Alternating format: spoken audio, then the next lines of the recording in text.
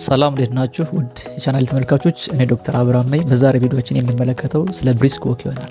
ብሪስክ ዎክ ምንድነው? በምንስ መልኩ ለህክምና ይውላል? እንዴትስ ነው መስራት ያለብን የሚለውን እንመለከታለን። እስከ መጨረሻው ቪዲዮ መከታተላችሁን አትርሱ። ብሪስክ ዎክ ፈጠን ያሉ እርምጃዎችን ያካተተ እንቅስቃሴ ነው። አፕሮክሲሜትሊ 100 እርምጃዎችን በደቂቃዎች ውስጥ ያካተተ እንቅስቃሴ ነው። የስኳር በሽታና የደም ግፊት በሽታን ለማከም እንዲሁም ለመከላከል አገልግሎት ላይ ይውላል። እንዴት ህክምና ላይ እንደሚውል እንመልከት። እንቅስቃሴ በምናደርግበት ሰዓት ላይ ጡንቻዎቹ ኮንትራክት ሲያደርጉ፣ በተለይ ትልልቅ ጡንቻዎቹ ኳድስ እና ግሉተስ የተሰኙት ኮንትራክት ሲያደርጉ ግሉት ፎር የተሰኙትን ቻናሎች አክቲቬት ያደርጓቸዋል። እኒህ ግሉት ፎር የተሰኙት ቻናሎቹ አክት ላይክ ቫኪዩም ክሊነርስ። ከዛም የደም ስር ውስጥ የሚገኙትን ግሉኮሶችን፣ ሹገሮችን ሳካውት በማድረግ ወደ ጡንቻዎቹ እንዲደርሱ ያደርጋሉ። ከዛም ጡንቻዎቹ በርናውት ያደርጓቸዋል። የስኳር መጠን እንዲቀንስ ይደረጋል ማለት ነው። እንዲሁም እንቅስቃሴ በምናደርግበት ሰዓት ላይ የደም ፍሎው ይጨምራል። በዚህ ጊዜ ናይትሪክ ኦክሳይድ የተሰኘ ሳብስታንስ ሪሊዝ ይደረጋል ከደም ስሮች። እናም ይህ ናይትሪክ ኦክሳይድ የደም ስሮችን ሪላክስ ኦፕን ያደርጋቸዋል፣ ያሰፋቸዋል። በዚህ አማካኝነት የግፊት መጠን እንዲቀንስ ይደረጋል ማለት ነው።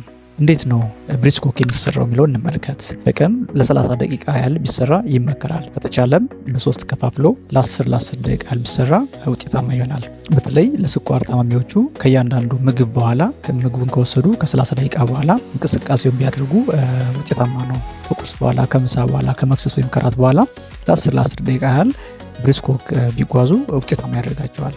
በሳምንት ለ5 ቀናት ያህል ቢሰራ ይመከራል። ኢንቴንሲቲውን በተመለከተ በጉዞ ወቅት ላይ አየር ማስገባት ማስወጣት መቻል ያስፈልጋል። አዲኩዌት ብሪዚንግ አስፈላጊ ነው። ጉዞው ለማውራት የሚያስችል መሆን አለበት፣ ነገር ግን ለመዘመር የማያስችል መሆን አለበት። ፈጣን ያሉ እርምጃዎች ስለሆኑ ለመዘመር አያስችልም፣ ለማውራት ግን የሚያስችል መሆን አለበት። ከእንቅስቃሴው በኋላ በቂ ውሃ መጠጣት አስፈላጊ ነው። እንዲሁም ለስኳር ታማሚዎቹ እግራቸውን ቸክ ማድረግ አስፈላጊ ነው። ብሪስክ ዎክን ተመራጭ የሚያደርገው ምንድን ነው የሚለውን እንመልከት። ለስኳር ታማሚዎችና ለደም ግፊት ታማሚዎች ብሪስክ ዎክ ተመራጭ ነው። ለምን የሚለውን እንመልከት።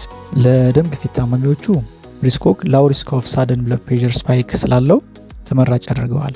ኖርማሊ እንቅስቃሴ በምንሰራበት ሰዓት ላይ በዛው ቅጽበት ላይ የደም ግፊትን ይጨምራል እንቅስቃሴው። ብሪስክ ዎክ ግን ብዙም ሪስክ የለውም ለዚህ የሚያጋልጥ፣ ስለዚህ ተመራጭ ያደርገዋል።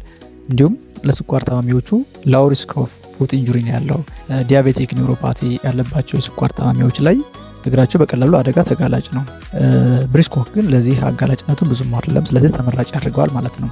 ስለዚህ የተጓዝነ ጤንነታችንን መጠበቅ እንችላለን፣ የስኳር በሽታና የደም ግፊት በሽታንም ማከም እንችላለን ማለት ነው። እዚህ ጋር ልብ ማለት ያለብን አንድ ነገር በሐኪሞች ታዞልን የሚወስደው መድኃኒት ካለ እሱን መውሰድ እንዳለብን ልንረሳ አያስፈልግም። መድኃኒቱ ከእንቅስቃሴው ጋር አብሮ የሚሄድ ነው።